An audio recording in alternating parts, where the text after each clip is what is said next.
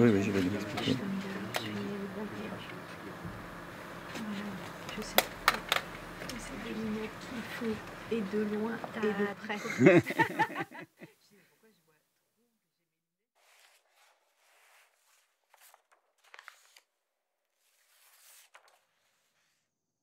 Je m'appelle Lise Hanau. Mon nom de jeune fille était Schlanger. Je suis née le 21 janvier 1925 à Strasbourg.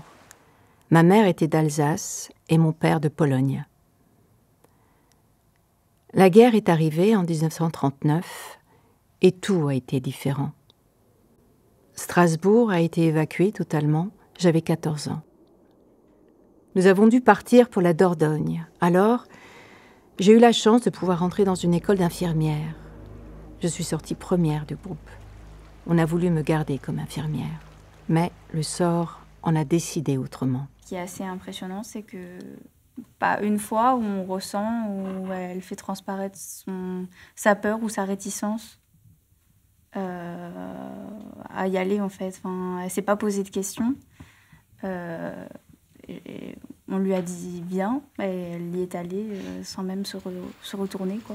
Quand j'ai eu le coup de fil d'André Salomon, je n'ai pas hésité. Elle, d'ailleurs, ne m'a pas du tout laissé le temps d'hésiter, en disant « Bonjour, c'est André Salomon, je suis à Rivesaltes.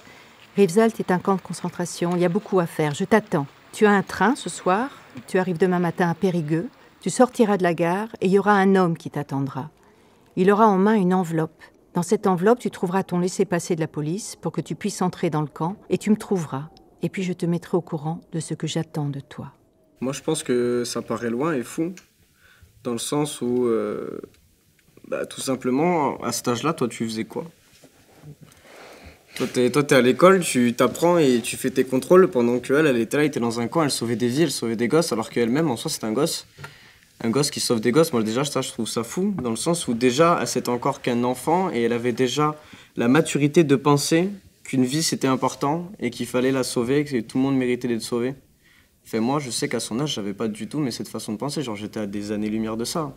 J'étais tranquillement dans ma maison et pas une seule fois, je me posais la question si quelqu'un mourait de faim dans le monde ou si je devais sauver des gens. D'abord, j'aimais le travail, j'aimais l'effort, j'aimais beaucoup mon peuple et je voulais faire quelque chose pour aider dans les camps. Alors, j'ai immédiatement dit « j'arrive ». Nous, si on n'est pas engagé comme Lise, elle l'était engagée quand elle a fait ça, c'est peut-être parce que nous, on ne vit pas ce qu'elle a vécu, quoi. Et qu'aujourd'hui, par rapport à ce qui se passe dans la Méditerranée, si on n'est pas engagé, c'est peut-être parce qu'on n'arrive pas à trouver la force de cet engagement que eux pourraient avoir, parce qu'eux ont vécu cette traversée, ils ont vécu ce drame qui leur arrive dans leur pays. André Salomon était un personnage très connu en France, en Alsace où elle est née, et partout. Par sa façon d'être, par sa façon de vivre, par son altruisme, par son manque total d'égoïsme et par ses initiatives fantastiques. C'est déjà la guerre, c'est déjà les rafles, c'est déjà la chasse aux Juifs, c'est déjà les camps de concentration. André Salomon a rapidement pris des contacts avec la préfecture de Perpignan pour pouvoir libérer les enfants. Elle a eu gain de cause et je me rappelle avec beaucoup d'émotion de M. Corazzi, qui à Perpignan occupait une haute fonction, qui a été quelqu'un de très très humain. C'est lui qui a donné les certificats de sortie pour les enfants. J'étais en contact avec lui jusqu'à la fin de sa vie. On essayait d'agir. Agir est la seule chose que nous pouvions faire, c'est-à-dire d'arriver à sauver les enfants. Les adultes étaient désignés en partance pour la Pologne pour y être maltraités, pour y mourir et pour terminer dans un four crématoire. La consolation pour nous était que nous pouvions avoir les enfants qui étaient officiellement libérés par la préfecture et que nous pouvions les garder, les faire sortir du camp.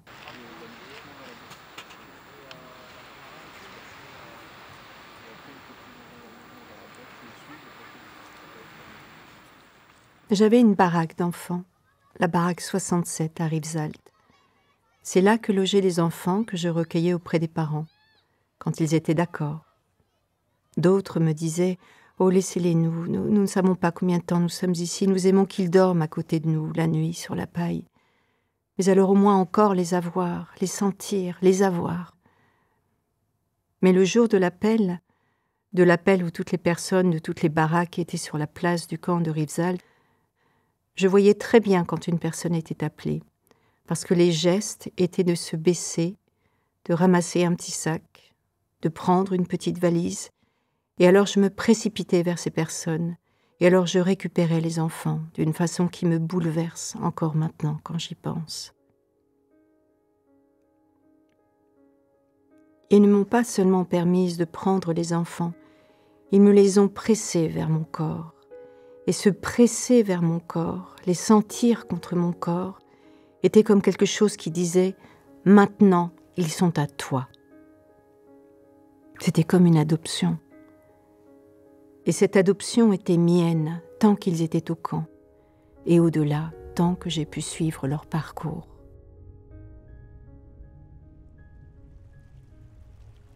Je pense qu'on est porteur d'images dans notre section et que c'est justement suivant notre engagement et notre vision qu'on a des choses, de la faire passer à l'écran et de pouvoir le montrer à tout le monde et même des fois même au monde entier s'il le faut, qu'on arrive après à percer. J'avais toujours quelque chose, une petite bricole dans mes poches, un bonbon, un petit morceau de chocolat, chose rare pendant la guerre, quelque chose pour que l'enfant ait à mastiquer et sans larmes, sans seulement se rendre compte qu'il quittait les parents. Et ils m'ont suivi dans la baraque d'enfants. Être interné volontaire, c'est quoi exactement? C'était travailler, aider. Et ça sert à quoi? Ça sert à celui qui reçoit de l'aide, mais ça sert aux gens à qui on parle. Quand les gens sont dans un tel malheur, quand ils sont enfermés et savent qu'ils n'ont presque pas d'autre chance que la déportation, à ce moment-là, quelqu'un qui lui parle, quelqu'un qui est juif aussi et qui connaît la situation et qui peut partager la peur, c'est quelque chose de très important. C'est un lien lié au spirituel, oui. Moi, je pense qu'on a tous les métiers créatifs et artistiques, pour moi, un devoir de subversivité. Il faut dénoncer, montrer des choses.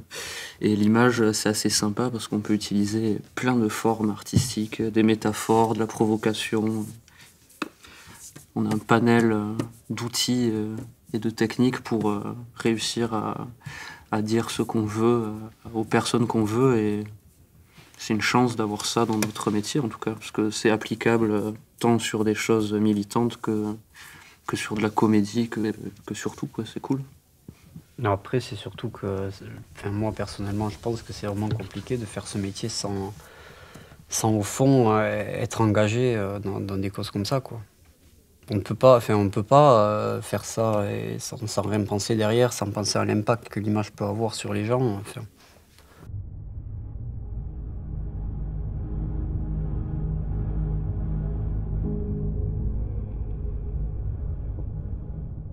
Aujourd'hui, on est complice de tout. On a conscience de tout ce qui se passe. On voit qu'il y a des massacres qui se passent partout dans le monde et on fait rien.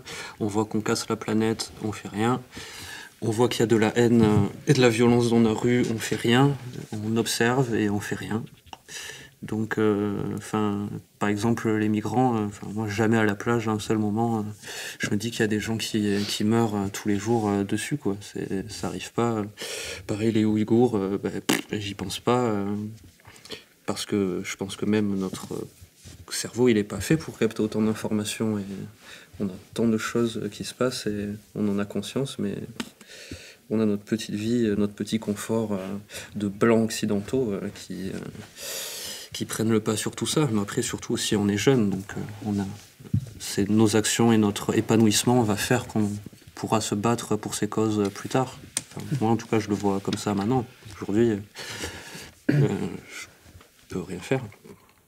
Je suis pas sûre que plus tard, ça change quelque chose. Je pense pas que dans 10 ans, tu vas plus y penser ou plus agir. Moi, je pense que si, puisque si tu compares la génération de nos parents à la nôtre, nous, on est la génération montante, on est la génération qui sera sensibilisée à ce sujet-là.